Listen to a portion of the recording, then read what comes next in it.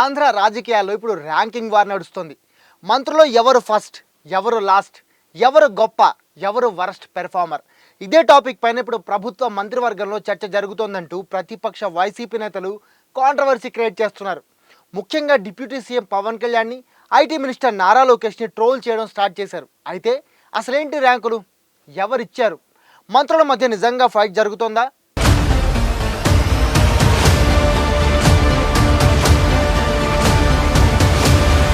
ఈ ranking controversy గురించి తెలుసుకోవాలంటే ముందుగా మనం అసలు ఈ ర్యాంకులు ఎవరిచ్చారు, ఎందుకు ఇచ్చారో తెలుసుకోవాలి. మనందరికీ తెలుసు, సీఎం చంద్రబాబు నాయుడు ప్రతి విషయాన్ని చాలా సిస్టమేటిక్గా డీల్ చేస్తారని. ఇక 2024 ఎలక్షన్స్లో ప్రజలు బంపర్ మెజారిటీతో గెలిపించిన తర్వాత నుంచి ఇంకా సిస్టమేటిక్గా వర్క్ చేయడం స్టార్ట్ చేశారు ఆయన.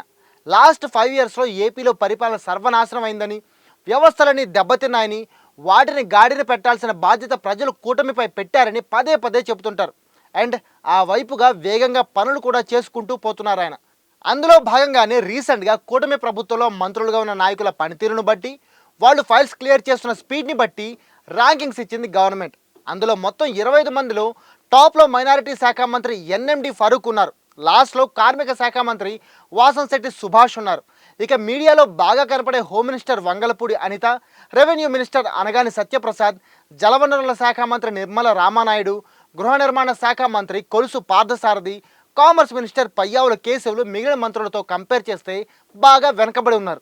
అయితే వీళ్ళందరి విషయంలో ఎలాంటి ప్రాబ్లం లేదు. కానీ అసలు కాంట్రవర్సీ అంతా deputy CM Pawan Kalyan, IT minister Nara Lokesh ర్యాంకులతోనే వచ్చింది.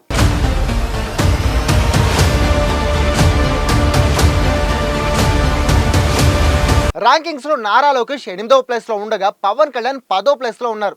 ఈ విషయాన్ని టార్గెట్ చేస్తూ YCP leader Ambati press meet పెట్టి మరీ ఎగతాళి చేశారు.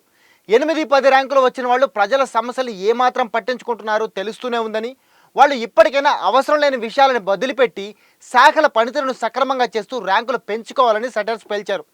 దీనిపై టీడీపీ లీడర్లు కూడా సెటరికల్గానే కౌంటర్లు ఇస్తున్నారు. టీడీపీ లీడర్ బుద్ధా వెంకన్న అయితే ఇంకో అడుగు ముందుకేసి జగన్ని కూడా కలుపుతూ స్ట్రాంగ్ కౌంటర్ ఇచ్చారు. అయ్యా అంబటి, 8-9 స్థానాల్లో వచ్చిన వాళ్ళిద్దరూ 1-2 స్థానాల్లోకి రావడానికి కృషి చేస్తున్నారు. అలాగే 11 స్థానాల్లో ఉన్న మీ జగన్ కూడా వచ్చే ఎన్నికల్లో 1 స్థానంలోకి రావడానికి మరింత కృషి చేస్తున్నాడు అంటూ ఆయన ఇచ్చిన రిప్లై ఇప్పుడు విపరీతంగా వైరల్ అవుతోంది. ఇక ర్యాంకుల విషయంలో కాంట్రవర్సీగా మారడంతో సీఎం చంద్రబాబు నాయుడు కూడా స్పందించారు. ఈ ర్యాంకులు అనేవి మంత్రుల పనితీరును ఇంకా మెరుగుపరుచుకోవాలనే ఉద్దేశంతో ఇచ్చినవే కానీ ఎవరిని తక్కువ చేసి చూపించాలని కాదని, ర్యాంక్ తక్కువ వచ్చినంత మాత్రాన వాళ్ళు పనిచేయట్లేదని కాదని, మిగిలిన మంత్రులు ఇంకా వేగంగా పనిచేస్తున్నారని మాత్రమే అర్థమని అన్నారు. అలాగే టీం వర్క్గా పనిచేస్తూ ముందుకెళ్ళగలమని, టీం స్పిరిట్తో అందరి పనితీరును తెలుసుకుని ఇంకా వేగంగా పనిచేయడానికి ఈ ర్యాంకింగ్స్ ఇచ్చామని, దీనివల్ల పనిలో వేగం, నిబద్ధత పెరుగుతాయే కానీ నెగిటివిటీ క్రియేట్ చేయడానికి కాదని క్లారిటీ ఇచ్చారు. అంతేకాకుండా ఈ ర్యాంకింగ్స్లో తనకి 6వ ర్యాంక్ వచ్చిందని, తను కూడా మిగిలిన మంత్రుల లాగానే ఇంకా బాగా పనిచేయడానికి ప్రయత్నిస్తున్నానని అన్నారు. చంద్రబాబు క్లారిటీతో ప్రస్తుతం ఇష్యూ క్లియర్ అయ్యేలా కనిపిస్తుంది. లేదంటే వైసీపీ లీడర్లు మళ్ళీ ఏదో ఒక కామెంట్ చేసి ఇంకా లాగుతారేమో చూడాలి. మరి మీరేమంటారు? ఈ ర్యాంకింగ్స్ ఇవ్వడం కరెక్టే అంటారా? అంబటి కామెంట్స్పై మీ ఒపీనియన్ ఏంటి? అలాగే పవన్, నారా లోకేష్ ర్యాంకింగ్స్పై కూడా మీ అభిప్రాయాన్ని కామెంట్ చేసి చెప్పండి.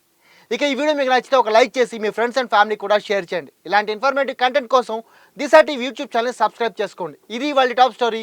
నేను మీ కేబీకే సైనింగ్ ఆఫ్.